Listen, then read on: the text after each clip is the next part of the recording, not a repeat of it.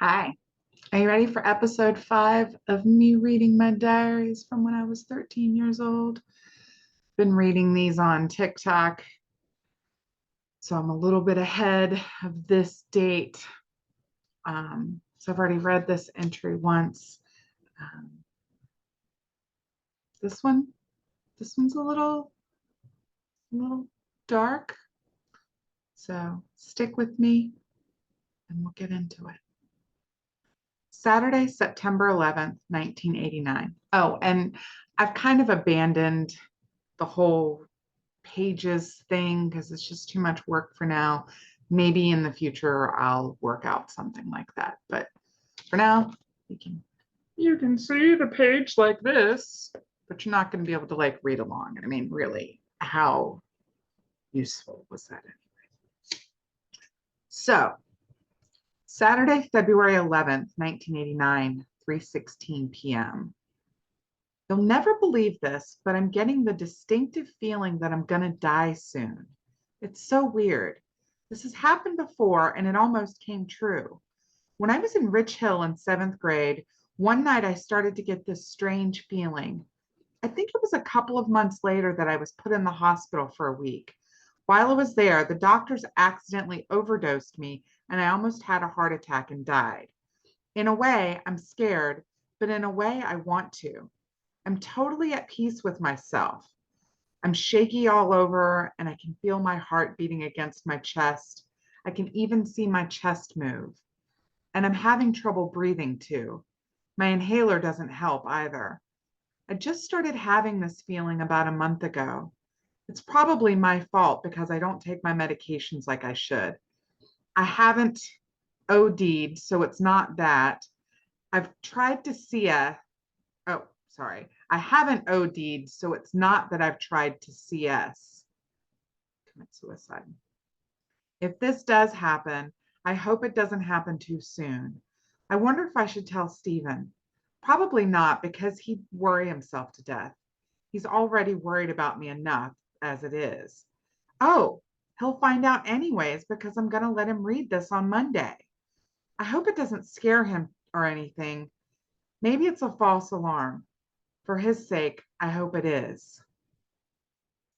10:11 p.m. Well, the feeling passed. I think I'm okay now. I'm not shaky and I can breathe pretty well. My heart's not that bad anymore either. I'd better be kind of careful for a while though, because I had one of those strange dreams that this would happen. The only bad part is that I had one about Stephen too. He was in a bad car wreck that put him in a coma. Please, dear God, don't let that one come true. If anything were to happen to him, I'd definitely commit suicide. I wonder if he would for me. I guess if that feeling comes back, I'll find out for sure, huh?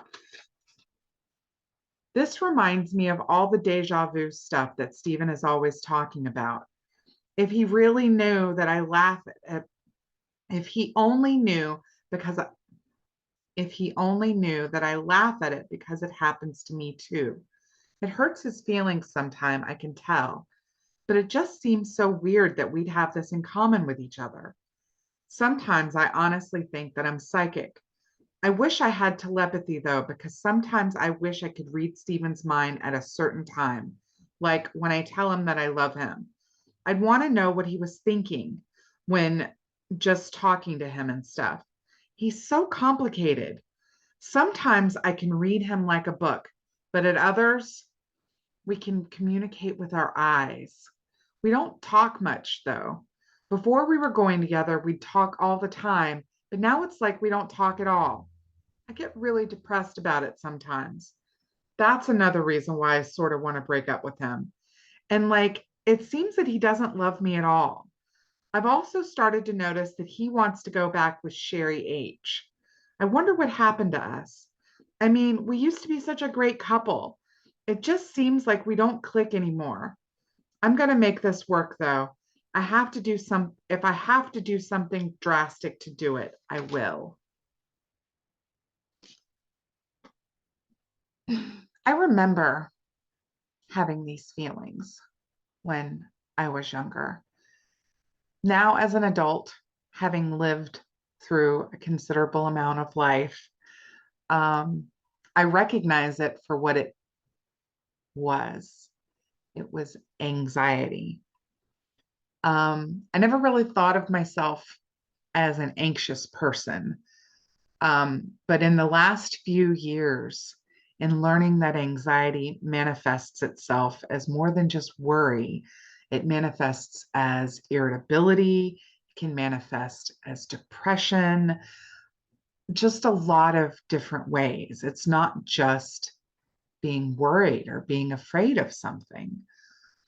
And, you know, I've also been living with bipolar 2 disorder ever since, way back then. It just wasn't diagnosed until my mid 20s. So I think that might play a role in it. I'm not really sure. But I remember just feeling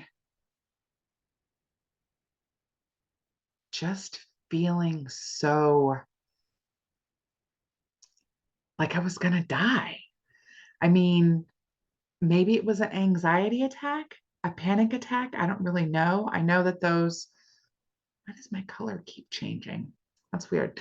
Um, I know that an anxiety attack can mimic a heart attack, but I mean, I don't think that's what was happening. It's hard to say for sure what was going on. I don't know.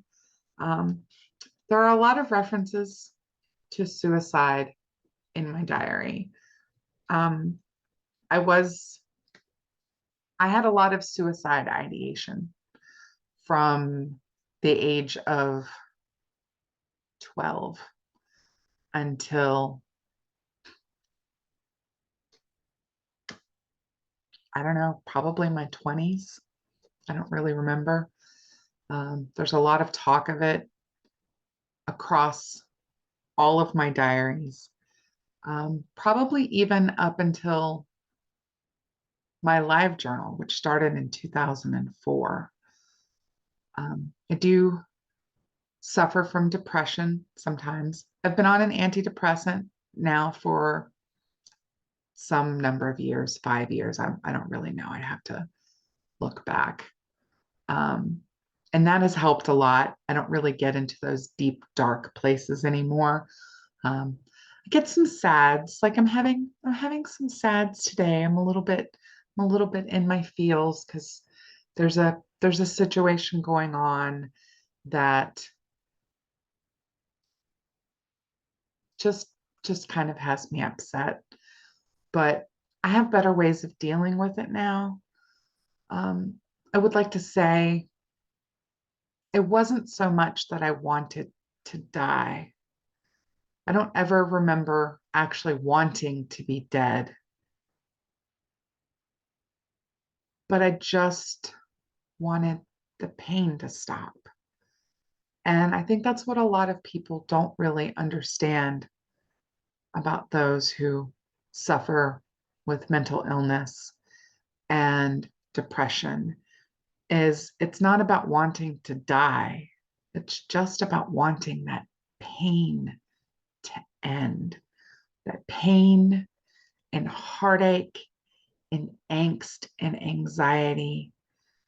It feels like the worst thing in the world. But usually, eventually, it does pass. I mean, like I said, I'm 47 years old, I'm 48. I don't have those thoughts anymore. I haven't been really depressed in a really long time. I don't go to therapy currently. I have been over the years, not for an extended length of time. It's really hard. It's really hard to find a therapist when you're queer and non-monogamous and bisexual and you're not religious and kinky. Don't forget that. Everybody wants to fix those things. I don't need to fix any of those things. I'm very happy with all of those parts of my identity. What I want to fix are the broken feelings inside from when I was let down as a child and when I was hurt as a child and as a young adult. The world is a big scary place, and life is hard. And a lot of people don't realize that, and as a teenager, going through all of these hormones and changes. And I mean, you've read my diary, the constant up and down. Oh my God, how did I ever deal with that? Are we together? Are we not together? Does he love me? Does he not love me? I love this guy. I love that guy. In all honesty, looking back, what I see all of these symptoms of bipolar. I see all of the inclinations towards non-monogamy. Um, all of my queerness is starting to manifest. That already started with Heather. Heather was really the thing that kicked that into overdrive. And it was a struggle for me. I was struggling with all of these things. And then my parents, we lived in Missouri for a year, and then we moved to Virginia, and then moved back here to Jacksonville. And then a year later, we moved to Missouri again, and then to Virginia and Jacksonville. And, the period of my life when we were moving was a very tumultuous time already. I'd already started fighting with my mom, and then the drama at school. I wasn't doing well in my grades. I'm smart, but I didn't apply myself. I had so much potential and blah, blah, blah. Yes, I was a gifted child. And yes, I'm still suffering from that. But again, the good news is it all worked out in the long run. I'm still here. I'm fine. I'm good. I'm so happy. I'm so happy to be able to look back on this.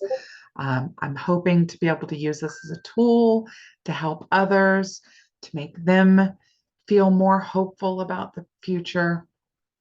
And I just like to talk about myself. I mean, let's be honest.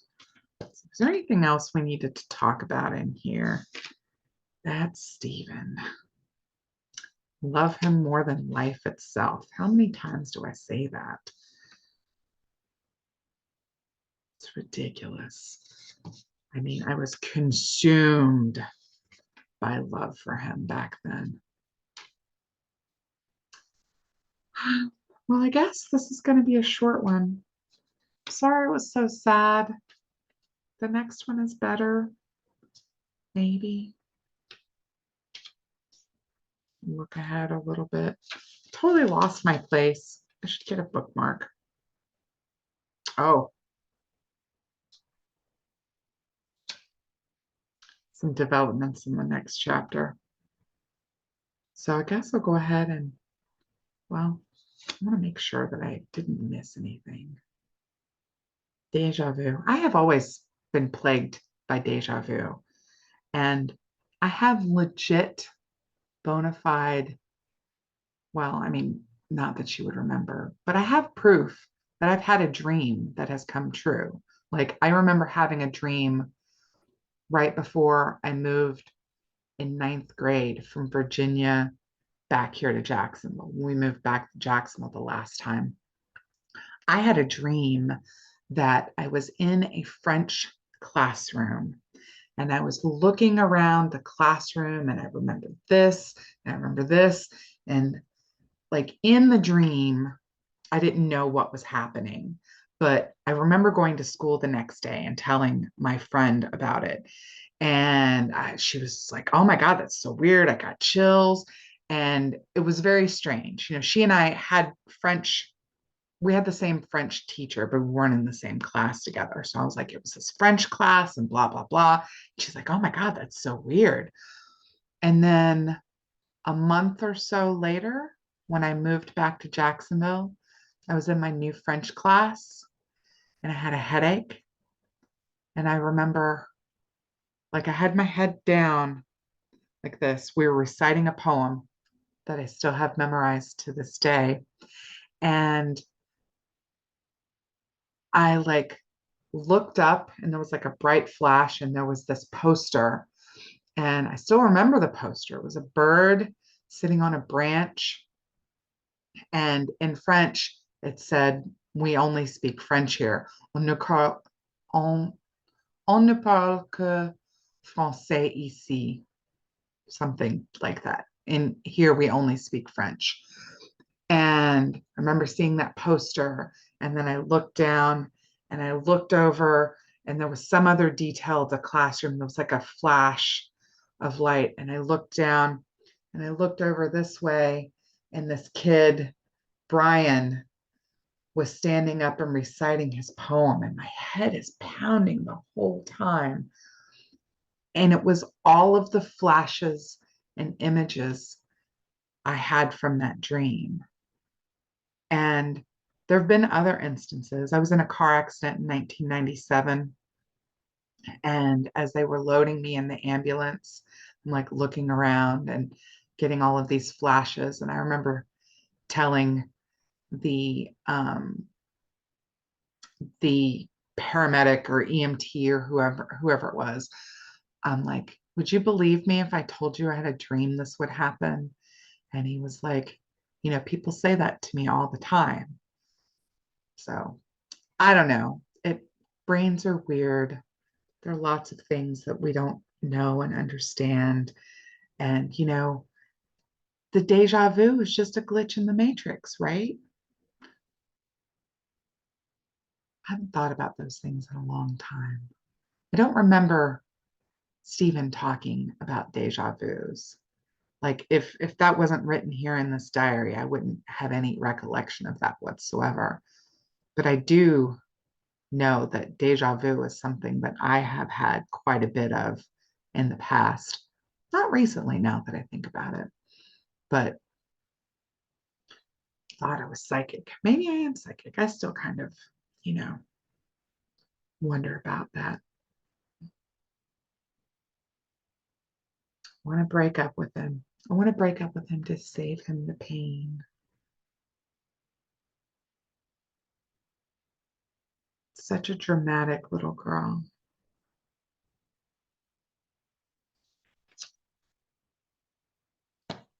I really think we're going to leave it there. I mean, because I'm going to turn around and record another one anyway. But you just get this one entry in this little video. You can binge if you want. You can watch all that you want. This way, you get like a tiny little package and you can come back when you want. Thanks for hanging out. I'm glad that you're here. I hope you stick around. Let me know what you think in the comments.